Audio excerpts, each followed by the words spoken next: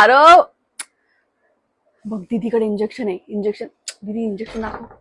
हो त्यालाच घेऊन आलीये. हो त्याच्या डोळ्यातून ना पाणी येत होतं ना, डोळे दुखत होते त्याचे. एवढं फोन घेणार तर तसंच होणार ते माहितीये मला, पण आता काय करायचं, आजकालची मुलं फोनशिवाय जेवतच नाही, फोनशिवाय अभ्यास पण करत नाही. हो हो हो सांगते मी तुला काय झालं ते. आरव तसं नाही करायचं बाळा. बस झाली मस्ती आता.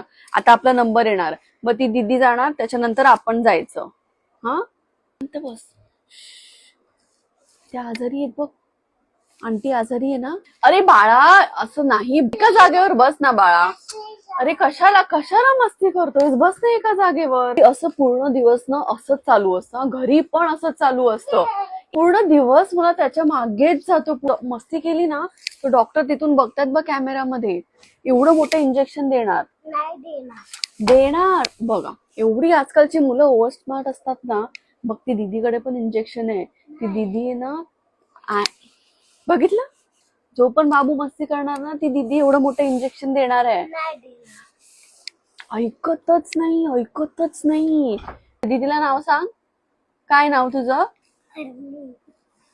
सगळं बोलतो. स्कूलचं नाव विचारते, स्कूलचं नाव काय? बघा स्कूलचं नाव पण बरोबर सांग. ए आरव